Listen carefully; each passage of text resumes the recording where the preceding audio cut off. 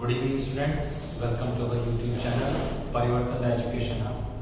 Myself Akash Dwivedi and I am your English faculty. जैसा कि हम सभी लोग जानते हैं कि इंग्लिश लैंग्वेज जो है हमारी वो हर एग्जाम में एक बहुत ही ज्यादा इंपॉर्टेंट रोल प्ले करती है। भले ही वो किसी एग्जाम में कम क्वेश्चंस आते हैं, किसी में ज्यादा आते हैं, लेकिन इंग्लिश एक ऐसी लैंग्वेज है जिसका पोर्शन ऑलमोस्ट हर एग्जाम में टच किया जाता है। और इंग्लिश लैंग्वेज को इंप्रूव करने का जो सबसे बेसिक तरीका होता है वो ये होता है कि उसके बेसिक्स को आप पहले समझें, उसके बेसिक्स को आप टच करें। और इंग्लिश का जो बेसिक सबसे पहले स्टार्ट होता है वो शुरू होता है पार्ट्स ऑफ स्पीच से। तो आज हम अपना सबसे पहला टॉपिक जो शुरू करने जा रहे हैं इंग्लिश लैंग्वेज की अपनी पहली क्लास में, वो है हमारा पार्ट्स ऑफ स्पीच। तो सबसे पहले हम हेडिंग डालते हैं पार्ट्स ऑफ स्पीच।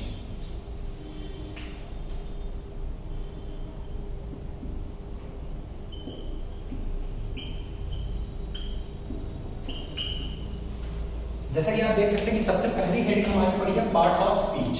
अब इस पार्ट्स ऑफ स्पीच में हमको सबसे पहले जो चीज जाननी है वो ये है कि स्पीच क्या चीज होती है। स्पीच का मतलब हम जो कुछ भी अपने सेंटेंस यूज करते हैं अपने डेली रूटीन में या किसी मीटिंग में या स्कूल में, कहीं पे भी हम जो भी अपने सेंटेंस यूज करते हैं वो हर सेंटेंस हमारा एक पार्ट होता है स्पीच का। और स्पीच बनती जिन चीजों से है उन्हीं को बोला जाता है पार्ट्स ऑफ स्पीच। अब स्पीच के कई पार्ट्स होते हैं, लेकिन जो उसके बेसिक स्ट्रक्चर होते हैं उसमें केवल हमारे 8 पार्ट्स को शामिल किया जाता है। सबसे पहला पार्ट होता है हमारा नाउन, जिसको कि हिंदी में हम लोग कहते हैं संज्ञा। सेकेंड पार्ट हमारा होता है प्रोनाउन, जिसको हम लोग हिंदी में कहते हैं क्या, सर्वनाम। थर्ड पार्ट हमारा होता है, मोस्ट ऑफ द लोग सोचते हैं कि थर्ड पार्ट हमारा वर्ब होता है, लेकिन ऐसा नहीं है। थर्ड पार्ट जो हमारा होता है वो होता है एडजेक्टिव। थर्ड पार्ट हमारा क्या हो गया, एडजेक्टिव, जिसको हिंदी में हम लोग कहते हैं विशेषण। अब आते हैं अपने फोर्थ पार्ट पे। फोर्थ पार्ट होता है हमारा वर्ब, जिसको कहते हैं क्रिया। पांचवा पार्ट जो होता है हमारा वो होता है एडवर्ब, जिसको हिंदी में कहते हैं क्रिया विशेषण। छठा पार्ट हमारा होता है क्या, प्रीपोजिशन। और सेवेंथ पार्ट होता है conjunction. And last but not the least, interjection. तो बेसिकली अगर हम देखने जाए तो हमारे ये 1 2 3 4 5 6 7 8 ये 8 पार्ट्स होते हैं जिनसे हमारी कोई भी स्पीच या कोई भी सेंटेंस बना होता है। सबसे पहले हम बात करते हैं नाउन की। नाउन क्या होता है? तो बेटा नाउन एक ऐसी चीज होती है जो सेंटेंस में सबसे मेन रोल प्ले करती है। वो सब्जेक्ट भी हो सकती है और ऑब्जेक्ट भी हो सकती है। अब आपके दिमाग में सबसे पहला क्वेश्चन जो उठना चाहिए वो ये उठना चाहिए कि गुरुजी ने तो बता दिया कि नाउन क्या होता है, क्या रोल प्ले करता है, लेकिन सब्जेक्ट और ऑब्जेक्ट ये कौन सी बला का नाम है? तो बेटा सब्जेक्ट ऑब्जेक्ट कोई बला का नाम नहीं है। इसमें सबसे जो सब्जेक्ट होता है हमारा, अगर आपने कोई सेंटेंस बोला, जैसे मैंने लिखा राम इज रीडिंग बुक। अब देखिए मैं आपको, वैसे तो सबको पता है कि नाउन की डेफिनेशन क्या होती है। Noun is the name of any person, place और थिंग। हम लोग फर्स्ट क्लास से पढ़ते हुए आ रहे हैं, आज तक ये डेफिनेशन पढ़ी है। तो यानी बेसिकली हम कह सकते हैं किसी भी चीज का जो नाम होता है वो हमारा नाम होता है। अब आते हैं इससे पहले प्रीवियस क्वेश्चन पे कि सब्जेक्ट और ऑब्जेक्ट क्या होता है। हमने एक सेंटेंस लिखा है राम इज रीडिंग बुक, ये यहाँ पे ए लगा है, Ram is reading a book, ठीक है। अब इसमें इस सेंटेंस की हिंदी निकल रही है कि राम एक किताब पढ़ रहा है। तो बेटा सेंटेंस में जो भी चीज, चाहे वो इंसान हो या कोई एक्शन हो या कोई भी हो, जिस चीज पे पूरा फोकस होता है, यानी जो चीज हमारा सेंटेंस में मेन काम कर रहा होता है, उसको बोला जाता है सब्जेक्ट। जैसे आपका ये सेंटेंस है Ram is reading a book. अब इस सेंटेंस में बुक पढ़ने का काम कौन कर रहा है? राम कर रहा है। तो इस सेंटेंस में हमारा सब्जेक्ट क्या हो जाएगा? राम जो है वो हमारा हो जाएगा एक सब्जेक्ट। नाउन तो है ही है, लेकिन यहाँ पे जो ये नाउन है ये हमारा एज ए सब्जेक्ट काम कर रहा है। अब आते हैं ऑब्जेक्ट के ऊपर। अच्छा, राम के पढ़ने का जो इफेक्ट है, यानी राम किस चीज को पढ़ रहा है? राम बुक को पढ़ रहा है। तो राम के पढ़ने का जो इफेक्ट है वो किस पे पढ़ रहा है? वो बुक पे पढ़ रहा है। तो सब्जेक्ट हमारा जिस चीज को इनडायरेक्टली या डायरेक्टली इफेक्ट करता है सेंटेंस में, वो चीज जो हमारी होती है वो हो जाती है हमारी ऑब्जेक्ट। और नाउन का यूज बेटा या तो एज ए सब्जेक्ट होता है या एज ए ऑब्जेक्ट होता है। ये बात मैं आपको पहले ही बता चुका हूं। ठीक, अभी फिलहाल मैं आपको शॉर्ट में इंट्रोडक्शन दे रहा हूं हमारे 8 पार्ट ऑफ स्पीच का, उसके बाद में एक पार्ट ऑफ स्पीच आपको डिटेल में एक्सप्लेन करूंगा।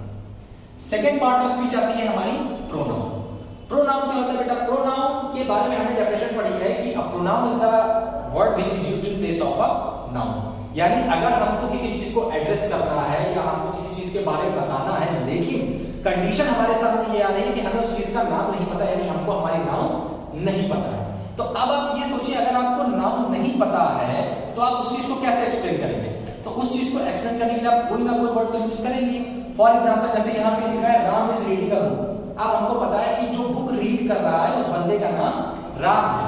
अब सपोज हमको पता हो कि राम, जैसे हमें नहीं पता कि वो बंदा राम है, हमें ये पता है कि बस एक लड़का है जो कि बुक को रीड कर रहा है, तो अब उस लड़के को एक्सप्लेन करने के लिए एक वर्ड इंग्लिश में बनाया जाता है he is reading a book. अब ही में वहां पे राम भी हो सकता है, वहां पे श्याम भी हो सकता है, वहां पे राजू भी हो सकता है, कोई भी लड़का, लेकिन वहां पे लड़का ही होगा।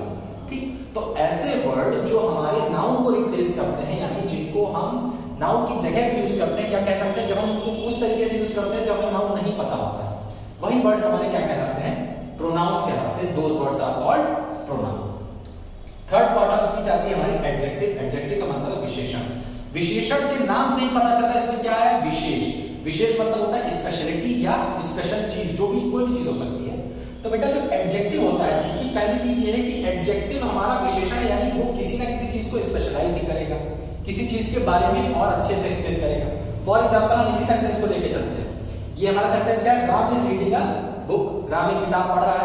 अब अगर हम इसी सेंटेंस को लिख दें कि राम इज रीडिंग अ, यहां पे हमने एक वर्ड ऐड कर दिया स्टोरी बुक, तो अब बुक यहां पे हमारी क्या थी? नाउन थी, जो कि ऑब्जेक्ट का काम कर रही थी, लेकिन हमने यहां पे एक वर्ड और यूज कर दिया बुक के पहले, स्टोरी बुक।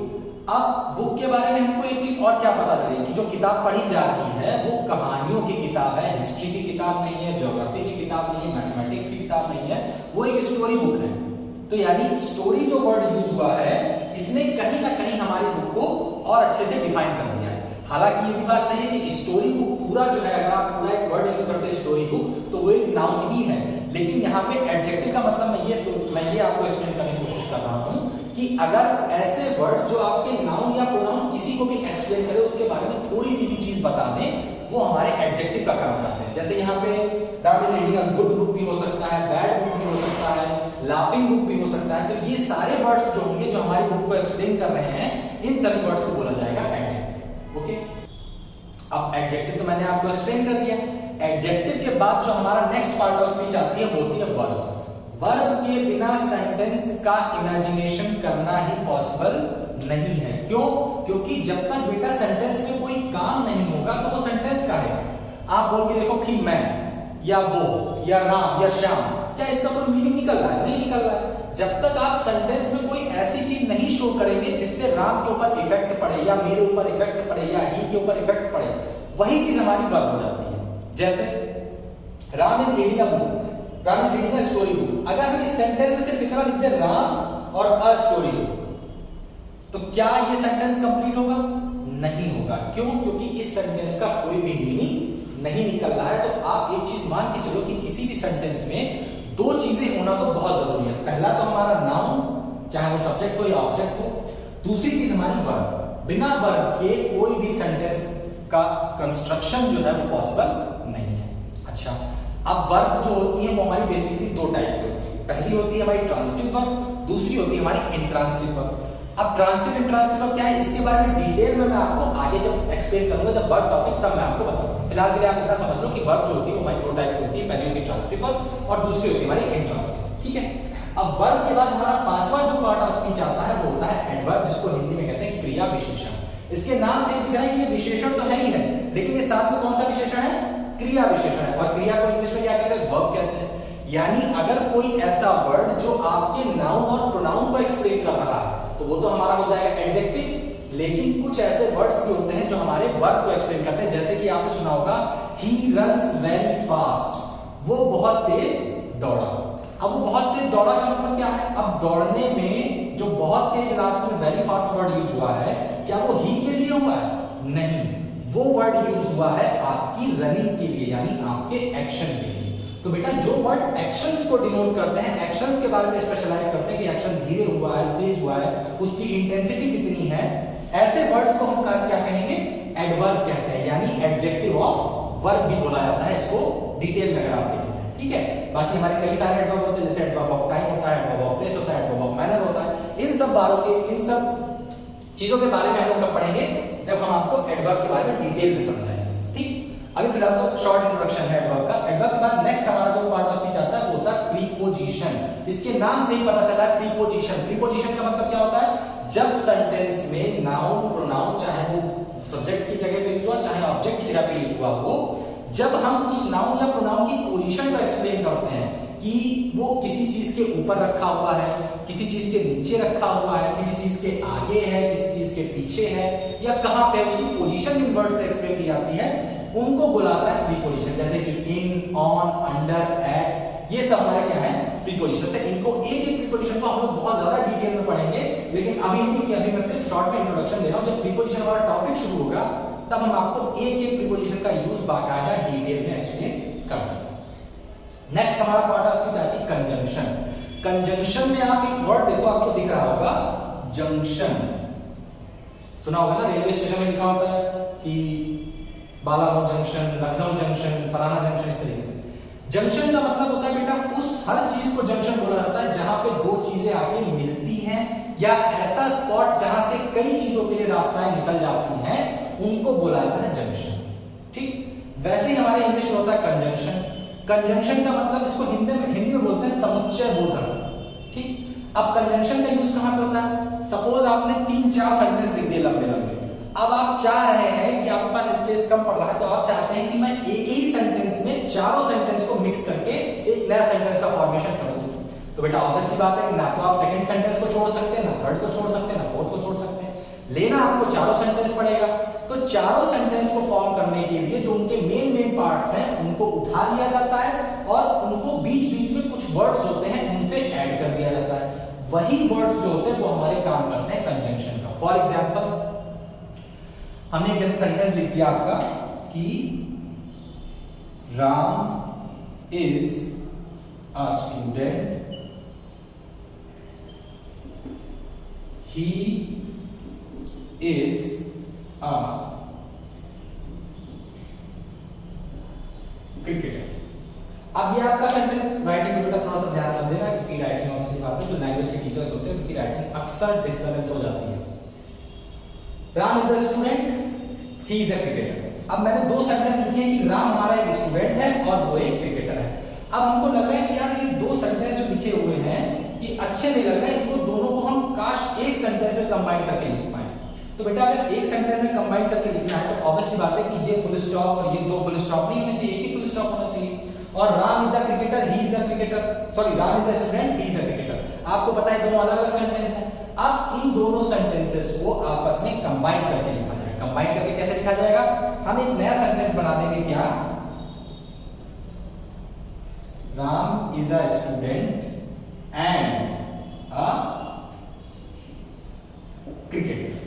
ठीक, अब जैसे मैंने क्या इन दोनों सेंटेंस को एक वर्ड यूज किया एंड, इस एंड वर्ड के जरिए मैंने हमारे दो सेंटेंसेस को एक ही में ज्वाइंट कर दिया, यानी इनको आपस में ऐड कर दिया। और मैंने आपको स्टार्टिंग में ही बताया था कि जंक्शन का जो स्पॉट होता है, जंक्शन वो स्पॉट होता है जहां पे हमारी कोई दो चीजें आपस में ऐड होती हैं या जहां से कई चीजें निकलती हैं। तो ये हमारा एंड क्या हो जाएगा, ये हमारा कंजंक्शन का काम करेगा। क्यों, क्योंकि इसने हमारे दो सेंटेंसेस को ऐड कर दिया है। Simple, very easy. Next, at last but not the least, interjection. Interjection जो होता है ना, उसको मोस्ट ऑफ द पीपल क्या करते हैं, इग्नोर कर देते हैं। उनको लगता है इंटरजेक्शन का कोई काम नहीं।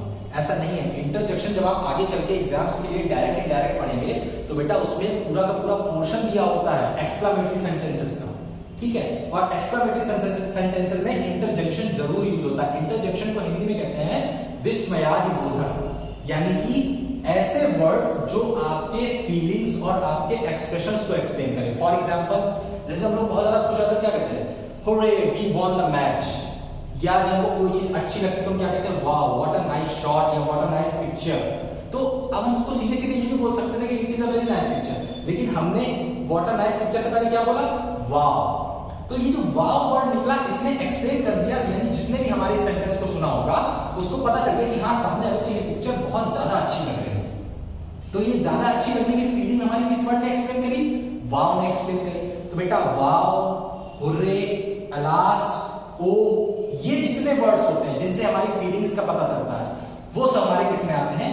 इंटरजेक्शन में आते हैं। जैसे एक आपका सेंटेंस हम लेते हैं, आपने सुना होगा जब कहीं पे लिखा होता है हिंदी में हम लोग बोलते हैं हे भगवान मैं तो मर गया, तो ये हिंदी का इंटरजेक्शन है जो हम बोलते हैं ना हे भगवान। हे भगवान के बाद आपने देखा होगा एक हम ऐसे करके सिंबल भी लगाते हैं, ये हमारा बेटा एक्सक्लेमेशन सिंबल होता है, ठीक है, विस्मयार्थ चिन्ह बोला जाता है इसको। हे भगवान के बाद ये जरूर लगा होता है। अब अगर आप हे भगवान बोलेंगे तो इससे सामने वाले को क्या पता चल जाएगा? यार कुछ दिक्कत हुई है, हो सकता है वो चोरी हो गई हो या कुछ भी हो गया उसके साथ में, यानी वो कष्ट में है, ठीक है, यानी he is in a problem. तो ऐसे ही जब आप इंग्लिश में बोलेंगे ओ आई हैव बीन रूइंड, यानी अरे मैं तो बर्बाद हो गया, तो जैसे ही आप ओ बोलेंगे, जैसे आप हिंदी बोलते ना अरे मैं तो लुट गया, तो जैसे आप अरे बोलते हैं तो सामने समझ आता है कि हाँ सामने दिक्कत में है। वैसे ही जब आप ओ बोलेंगे और उसके आगे जब आपका एक्सक्लेमेशन मार्क्स लगा होगा, एक्सक्लेमेशन मार्क लगा होगा, तब सुनने वाले को पता चल जाएगा कि हाँ the person is in trouble, ठीक। और ये जो वर्ड हमारा यूज होगा, चाहे ओ हो, चाहे तलाश हो, चाहे हुर्रे हो, चाहे वाह हो, ये सभी वर्ड्स हमारे किसमें आते हैं? इंटरजेक्शन में आते हैं, ठीक। यहां तक हमारे ख्याल से तो आपको कोई दिक्कत नहीं चाहिए, क्योंकि मैंने 8 के 8 पार्ट ऑफ स्पीच का जो बेसिक कॉन्सेप्ट है कि पार्ट ऑफ स्पीच होते क्या है, 8 के 8 पार्ट ऑफ स्पीच हमारा नाउन, प्रोनाउन, एडजेक्टिव, वर्ब, ये सब कैसे यूज होते हैं, ये बेसिकली होते क्या है, ये कितने टाइप्स होते हैं, ये सब मैंने आपको शॉर्ट में बता दिया है। और उसके बाद जब हम एक एक पार्ट ऑफ स्पीच लेके चलेंगे, जैसे नाउन लेके चलेंगे, फिर हम उसमें नाउन के पार्ट्स के बारे में बात करेंगे, और पार्ट्स के अलावा जैसे काउंटेबल नाउन हो गया, अनकाउंटेबल नाउन हो गया, इन पे सब पर भी चर्चा की जाएगी आगे। फिर नेक्स्ट आता है हमारा प्रोनाउन। प्रोनाउन के भी कई सारे पार्ट्स होते हैं। प्रोनाउन के बेटा बहुत कम लोग जानते हैं कि प्रोनाउन के बेसिकली 10 पार्ट्स होते हैं। प्रोनाउंस हैव 10 काइंड्स, लेकिन हमको जो बेसिक स्ट्रक्चर के रूप में पढ़ाए जाते हैं वो सिर्फ 6 पढ़ाए जाते हैं, क्योंकि वो 6 हमारे मेन पार्ट्स होते हैं प्रोनाउन के, जिनका बेसिकली हर सेंटेंस में यूज हम कर सकते हैं, ठीक है। फिर आते हैं एडजेक्टिव के ऊपर। एडजेक्टिव भी हमारा कई सारे ऐसे एडजेक्टिव के पार्ट्स होते हैं जो हमको आगे एक्सप्लेन किए जाएंगे। वर्ब मैंने आपको बता दिया, ट्रांसलेट, ट्रांसलेट 2 तरीके की होती है, उसमें भी उसके पार्ट्स होते हैं, वो भी मैं आपको बताऊंगा। डेफिनेट वर्ब, इंडेफिनिट वर्ब, इस तरीके से कई सारे पार्ट्स होते हैं। एडवर्ब जो होता है वो मैंने आपको बताया, adverb of manner, adverb of time, adverb of place, इस तरीके से कई सारे एडवर्ब्स होते हैं, उनको भी आगे एक्सप्लेन किया जाएगा। प्रीपोजिशंस भी हमारे कई तरीके के होते हैं, उनको किस किस प्लेस पे यूज करना चाहिए, कैसे यूज होगा, वो भी आपको प्रीपोजिशन में एक्सप्लेन किया जाएगा। कंजंक्शन की बात करी हमने, कंजंक्शन मैंने बताया जहां पे वर्ड्स आके जुड़ जाते हैं। कंजंक्शन के हमारे कई टाइप के होते हैं, जैसे कोऑर्डिनेटिंग कंजंक्शन, सबऑर्डिनेटिंग कंजंक्शन, इनके बारे में भी आपको एक्सप्लेन किया जाएगा। इंटरजेक्शन, इंटरजेक्शन मैंने आपको शॉर्ट में बताया कि जिस वर्ड से हमारी फीलिंग शुरू होती है वो हमारे इंटरजेक्शन कहलाते हैं। तो यानी अब मैं ये मान के चल सकता हूं कि इस क्लास के बाद अगर कहीं एग्जाम में या कहीं भी आपसे पूछा जाता है कि बेसिक्स क्या है पार्ट ऑफ स्पीच के, तो मैं तो इस चीज को लेकर श्योर हूं कि आप हर सेंटेंस में पहचान तो लेंगे कि हाँ ये नाउन है, ये एडवर्ब है, ये प्रीपोजिशन है, ये कंजंक्शन है, ये इंटरजेक्शन है। हर सेंटेंस में आप पहचान लेंगे। अब वो किस काइंड का है, अगर नाउन है तो कौन सा नाउन है, प्रोनाउन है तो कौन सा प्रोनाउन है, एडजेक्टिव है तो कौन सा एडजेक्टिव है, इस चीज को समझने के लिए हम अपना एक एक टॉपिक धीरे धीरे करके एक्सप्लेन करके पढ़ेंगे बहुत ज्यादा डिटेल में। और इस चीज की मैं आपको गारंटी दे सकता हूं कि अगर आपका कॉम्पिटिटिव एग्जाम कोई होगा तो उसमें पार्ट ऑफ स्पीच से जो भी क्वेश्चन आएगा वो आपसे मिस होने का कोई चांस नहीं बनेगा, इतना ज्यादा डिटेल में हम उसको स्टडी करेंगे। फिलहाल आज के लिए इतने रखते हैं। Thank you.